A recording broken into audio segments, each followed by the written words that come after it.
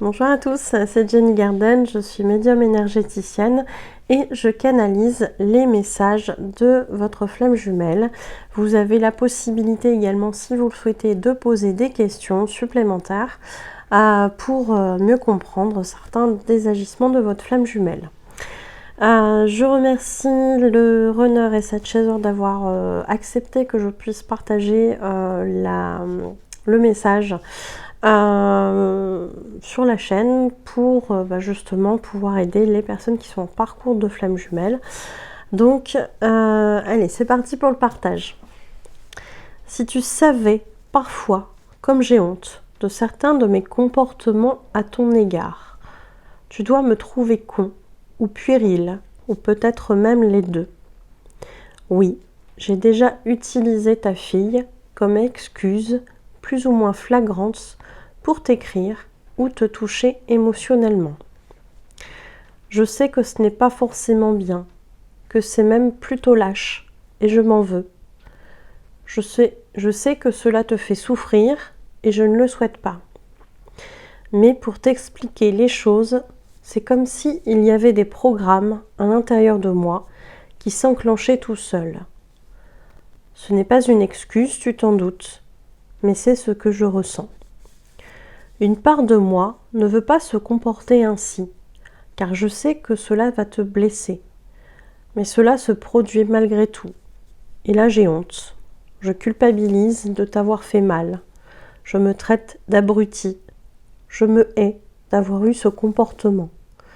C'est pour ces raisons, après que bien souvent, j'ai besoin de m'isoler ensuite, et que tu n'entends plus parler de moi, sauf si nous sommes obligés de nous voir ou de communiquer par rapport à ta fille. C'est pour cela que je disparais. Passe ensuite du temps où j'ai de nouveau besoin d'être en contact avec toi. L'image n'est pas à mon avantage, mais dans ces moments-là, j'ai l'impression d'être un toxico en manque de sa dose. J'ai besoin de toi très fort dans ces moments-là. J'ai besoin de ressentir ton énergie, d'être à ton contact. Alors je puise. C'est pour ça que parfois tu te sens très fatigué. À hauteur de mes besoins et parfois plus, pour ne plus ressentir le manque de toi qui est trop douloureux. Mais à ce moment-là, ça devient trop fort. Et là, je fuis de nouveau, car j'ai peur de cette intensité, de finir par trop me dévoiler, et j'ai de nouveaux besoins d'espace. Tu n'es pas fautive, c'est moi qui n'arrive pas à m'équilibrer, à m'aligner entre mes envies et mes désirs, et les actions que je peux raisonnablement mettre en place pour parvenir à réaliser mes envies. Tu es mon plus grand désir. Je sais que tu as des doutes sur ton corps. C'est parce que tu te compares aux autres. Tu me plais tel que tu es. Sinon, il n'y aurait jamais eu de rapprochement entre nous. J'ai aimé te caresser, t'embrasser, te sentir vibrer sous mes doigts. Et à chaque fois que nos souffles s'échangeaient. Et là, j'ai coupé, en fait. J'ai dit au runner, on va arrêter de s'embêler parce que je commençais à avoir quelques petites images et j'ai dit non, je pense qu'elle aura compris. Donc il est reparti après sur quelque chose de plus soft. J'y repense souvent et j'en ressens beaucoup de plaisir.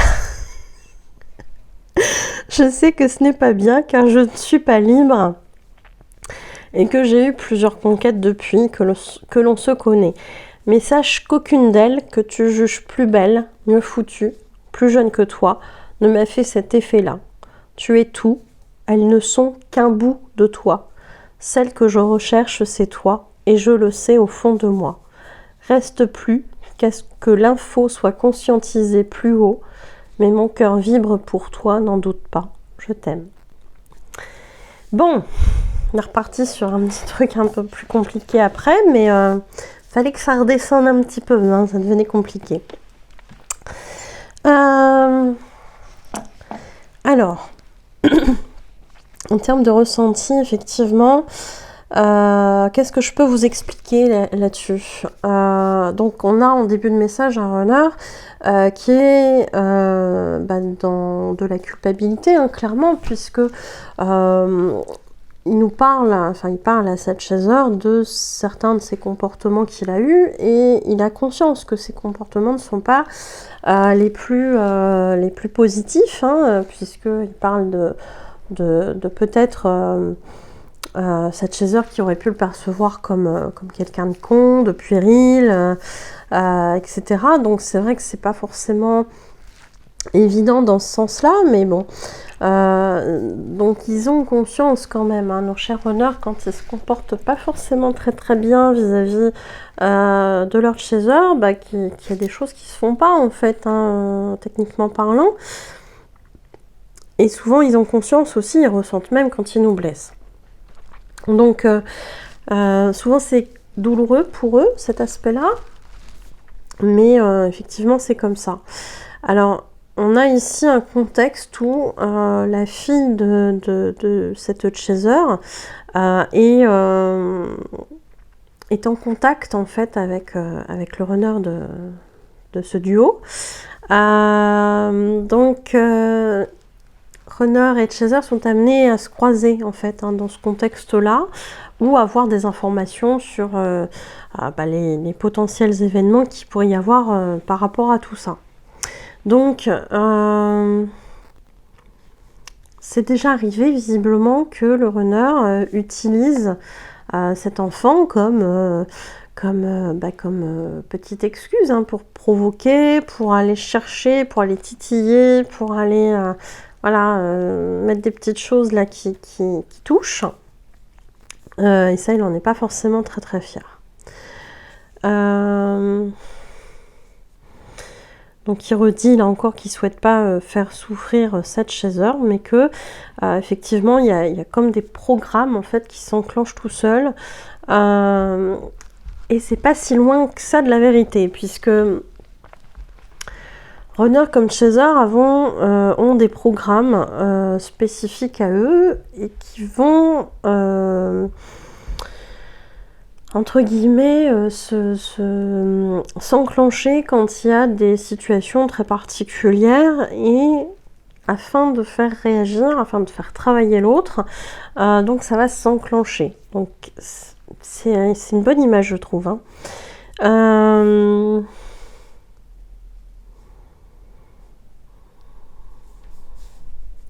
Donc il y a cette notion de sentir le truc qui vient, mais pas pouvoir l'empêcher en fait. Donc c'est vrai que ça, c'est quelque chose aussi qui revient souvent chez les runners, ça.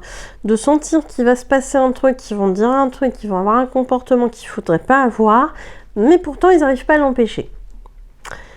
Parce qu'ils savent que ça va blesser, donc ils ne voudraient pas, mais ça se fait quand même. Et ça, c'est vraiment souvent, hein, que je peux lire ça, que je peux entendre ça. Du côté des runners, souvent c'est ça, hein, effectivement.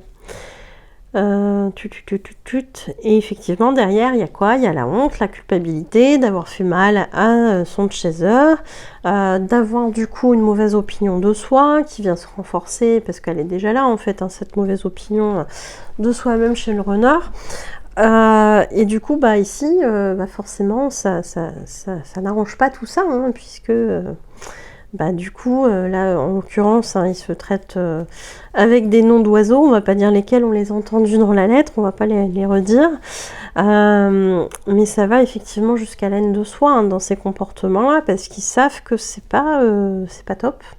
Donc derrière, ce qui se passe, c'est que comme il a eu un comportement, des mots qui ont blessé cette chaser, et qui va souvent ressentir ça, ressentir de la culpabilité, etc., il va aller se mettre dans sa petite grotte, puisque ça renvoie à plein d'émotions qu'il n'est pas à ce moment-là en mesure de gérer. Donc d'analyser, de libérer, etc. Donc il va dans sa grotte, il va s'isoler pour ne pas faire plus de dégâts. Sauf qu'en fait, le chaser en général le vit pas très bien, puisque le chaser à ce moment-là se sent abandonné et qu'il n'a pas la capacité du coup de parler de ce qui s'est passé, d'essayer d'arranger les choses, etc. Et oui, pour le runner, c'est compliqué parce qu'il n'est pas en capacité à ce moment-là d'entendre ça. Donc c'est compliqué des deux côtés.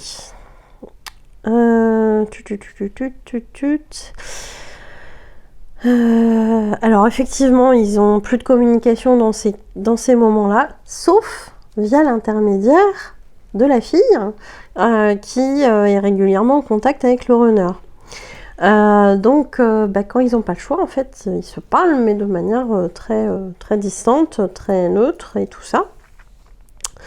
Donc on part dans sa grotte quand on est runner, et puis après il y a de nouveau ce besoin de sentir l'énergie de son autre, et lui-même se compare finalement à un toxicomane qui a besoin de sa dose. Effectivement, j'ai déjà utilisé cette image-là, parce que énergétiquement parlant, quand on est flamme jumelle, on a besoin de ressentir l'énergie de l'autre. Donc même si à un moment donné il y a une coupure, peu importe le temps qu'elle dure, il y a toujours ce manque-là qui revient. Donc dans ces cas-là, effectivement, il a besoin de l'énergie de cette chaser, d'être à son contact, et du coup il puise l'énergie. Et c'est d'ailleurs pour ça que souvent les chasers peuvent se sentir fatigués quand le runner il vient se nourrir comme ça. Je rappelle que vous pouvez mettre des limites, hein, c'est comme partout. Donc, faut pas hésiter à le faire. Si c'est juste pour vous, voilà, faut pas culpabiliser. En fait, le runner, il a aussi sa propre source d'énergie. Et c'est d'ailleurs au moment du switch qu'il va le comprendre et qu'il va devoir aller chercher en lui-même l'énergie qu'il a épuisée chez son chaser. Donc, mettez des limites, mais on est amené à ça de manière naturelle sur le parcours au moment opportun. Et ce runner, il dit qu'il se nourrit un peu plus que prévu, puisque dans le doute, hein, comme c'est tellement douloureux de manquer de l'énergie de sa flamme jumelle, en fait il en prend un peu plus que ce qu'il a besoin, un peu comme pour anticiper le futur manque. Bon, sauf qu'à un moment donné ça va s'épuiser et qu'il y aura encore du manque.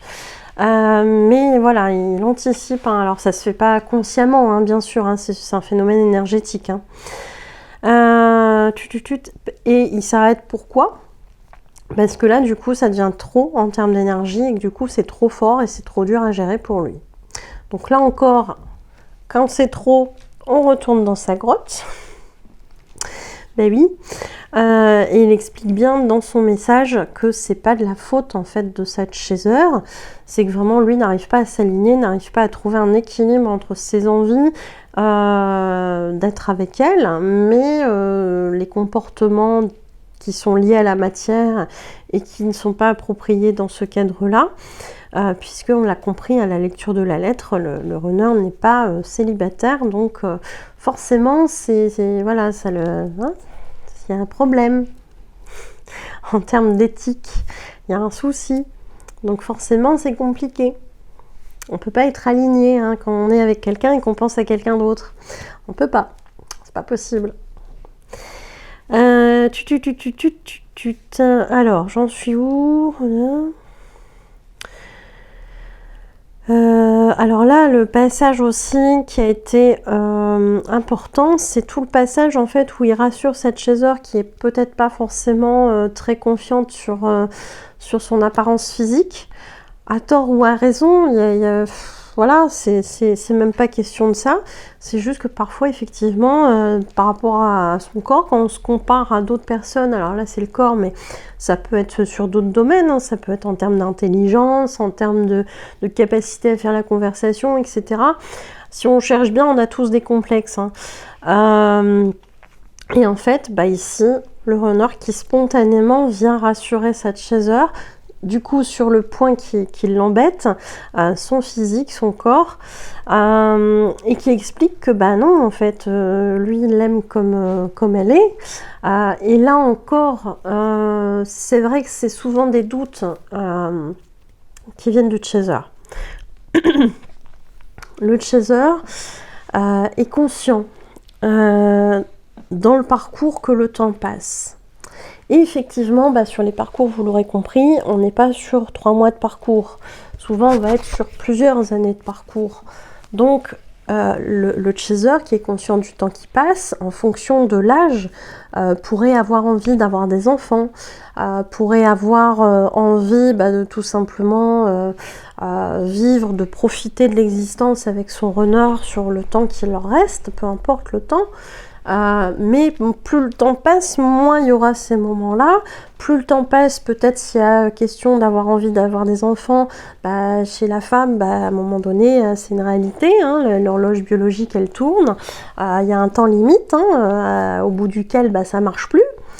Donc ça, c'est consciemment, c'est une des préoccupations des chasers qui sont en âge de procréer et qui ont le désir à un moment donné dans leur vie d'avoir des enfants. Et ça, c'est des choses pareilles qui reviennent régulièrement. Et forcément, si le temps passe, alors bon, s'il n'y a pas forcément cette envie d'avoir des enfants ou si c'est plus le moment, il y a aussi ce temps qui passe en termes de corps qui vieillit, qui change, qui se modifie avec l'âge. Et ça, c'est souvent une grande crainte chez le chaser. De pas finalement, au bout de ces mois, ces années peut-être sans contact, est-ce que quand il y aura recontact, est-ce que mon runner m'aimera toujours, me trouvera aussi belle qu'il me trouvait avant, etc. Il y a souvent ces inquiétudes-là. Donc, le runner, là, spontanément, vient la rassurer. C'est là où il y a le petit passage un peu fou que j'ai demandé à couper. Du coup, j'ai dit non, mais là, je peux pas continuer à sentir des choses qui ne m'appartiennent pas. Ça peut être un peu compliqué. Et avoir des images aussi, parce que c'est pas le but, c'est pas le but, clairement, petit coquinou de runner. Enfin bref. Et donc il rassure sa chaser en lui disant qu'en fait elle est belle comme elle est, que elle lui plaît comme elle est, et que si elle ne lui avait pas plu, forcément il n'y aurait pas eu plus entre eux, donc il n'y aurait pas eu de rapprochement, etc. Et après voilà, il commence à partir dans des détails, vous aurez compris, je ne vais pas expliquer ça. Et en fait, qu'il y repense souvent en fait à ces instants-là.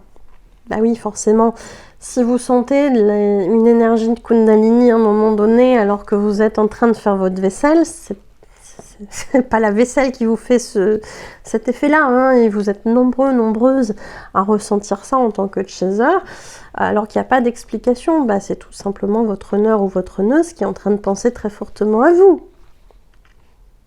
Voilà. Donc, forcément, voilà, ça peut créer des choses, ça peut créer des sensations, ça peut créer, etc. Et votre runner repense à ces moments-là avec vous. Alors, pas forcément que sur le plan charnel, mais aussi en termes de connexion avec vous. Il n'y a pas que cet aspect-là, bien évidemment. Vous imaginez bien que là, on est en train de lire un message de runner qui visiblement... c'est pas privé entre guillemets de vivre plusieurs aventures, alors plus ou moins longues, après on ne sait pas trop, puisqu'il le mentionne ici.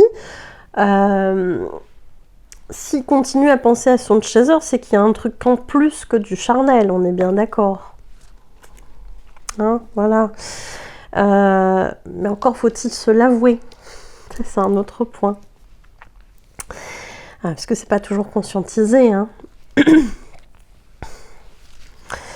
Et en fait, effectivement, je pense que la chaser, elle a dû peut-être être consciente, peut-être avoir l'information que son runner, il a été avec plusieurs conquêtes.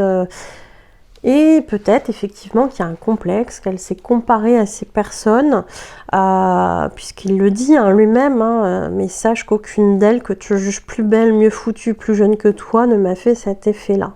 Donc peu importe votre apparence, peu importe si votre runner côtoie des personnes que vous jugez plus belles, plus minces, mieux foutues, plus athlétiques, plus sportives ou je ne sais quoi, c'est vous en fait qui l'attirez. Alors oui, forcément, s'il a eu des relations avec ces personnes-là, elle l'attirait aussi un petit peu. Mais pourquoi ? Ça, il le dit après. Parce que chacune d'elles, visiblement, avait un petit bout de cette chaser. Et c'est souvent ça aussi qui se passe. C'est-à-dire que le runner, pendant longtemps, il va être amené à avoir parfois effectivement plusieurs relations entre le moment où il a connu sa chaser et le moment où il va y avoir potentiellement une réunion par la suite. Il y aura eu peut-être plusieurs tierces différentes, mais malgré tout qui vont avoir chacune un aspect de la personnalité, du physique de la chaser en question, parce que cette personne l'a fait clairement penser à sa chaser en fait, hein. Donc il y a un petit bout par-ci, un petit bout par-là, et puis mais non, en fait les petits bouts mis comme ça séparément, ça n'est pas la personne en entier, et ça à un moment donné il y aura une prise de conscience du runner, parce que c'est très inconscient, hein, ça. Hein. Il ne va pas s'apercevoir que une telle a telle qualité comme ma chaser, une telle s'appelle comme ma chaser, une telle machin fait tel métier, a telle qualité, a telle partie du corps de ma chaser qui ressemble, etc. Non, c'est pas conscient du tout. Par contre, à un moment donné, il est possible que le runner, en se réveillant, se dise mais en fait, il y avait ça qui m'attirait chez un tel, mais ça, c'est quelque chose qui m'attire chez ma chaser. Voilà, voilà. Et comme il le dit, effectivement, c'est elle, c'est sa chaser qu'il recherche. Finalement, au fond, il le sait, mais ça n'est pas encore conscientisé au niveau de l'ego, au niveau de la personnalité, etc. Donc, ça se fera en temps et en heure, mais c'est elle, en fait, hein, qui l'aime, même s'il n'a pas conscience à cet instant-là dans la matière que c'est le cas. Il le ressent, mais il ne sait pas l'expliquer, il ne sait pas quoi mettre comme étiquette dessus, etc. etc. Voilà, en espérant que ça puisse vous aider sur votre parcours, peut-être qu'il y aura des résonances avec votre parcours, peut-être que ça amènera des compréhensions sur votre parcours à vous, même si c'est pas tout à fait la même histoire. Il y a peut-être des choses qui vont effectivement raisonner, vous parler, etc. Donc, voilà, ça sera peut-être des explications qui vont vous aider sur votre parcours. C'est le but aussi du partage de ces vidéos, enfin de ces messages. Et je vous remercie pour votre écoute. N'hésitez pas à témoigner également sur la chaîne ou à venir nous rejoindre sur le groupe Papote FJ sur Facebook. Et puis je vous dis à bientôt. Prenez soin de vous.